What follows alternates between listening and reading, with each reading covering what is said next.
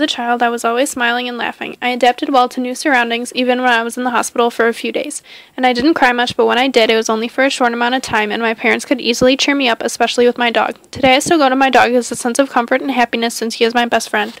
According to Alfred Adler, an only child tends to be studious and spoiled, and that's exactly what I am. As an only child, I have a lot of free time where I can do homework and read, where kids with siblings can't do the same. Also, since I don't have other siblings, my parents' focus is all on me. For every birthday, they would give me an American Girl doll since they would only have to buy one since I was their only child. In my current relationship, the love language that is most important to me is quality time.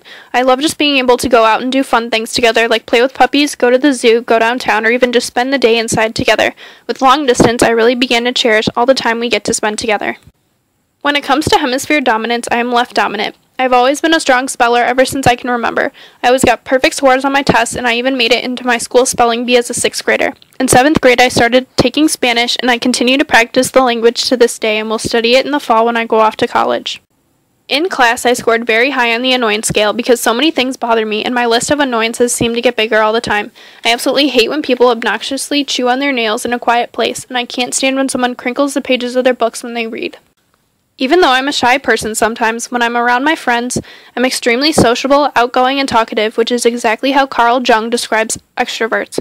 I love hanging out with my friends because they bring out the best in me. I'm an extremely organized person. Everything in my room has to be cleaned and organized neatly or else I won't feel satisfied. I have a million perfume bottles and they all have to be categorized, and if one is misplaced, I have to put it back where it belongs. I also need to have planned lists of things I need to get done, and I keep my calendar full with upcoming events so I'm never late for anything. I use positive reinforcement with my dog by giving him a treat whenever he listens to a command or does a trick, and my parents use the same thing on me when I get good grades. My dad used to buy me a pack of Nickelodeon cards for my reward since I love to collect them. This increased my behavior of getting good grades in school.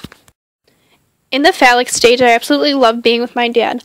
I would want to do everything with him, and I still love spending time with him to this day. Even though I'm still really close to my dad, I identified with my mom, and now we're super close, and I love being with her. As a little girl, I had a strong vestibular sense since I loved to do activities that involved my good balance.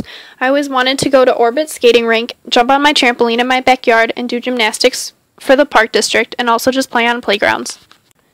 Dreams have always been a huge interest of mine.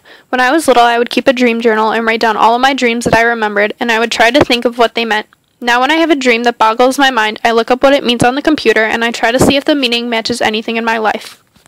I have the ability to form close relationships with guys and gain the capacity for love.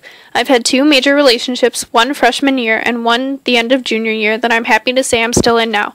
Because of these relationships, I don't feel socially isolated. When we took the social readjustment rating scale inventory in class, I scored really high because I go through a lot of stress in short periods of time. When I was 7, my parents got divorced and I had to move from my house to 2 other apartments with my mom before we finally ended up in the apartment we're in now in Chicago.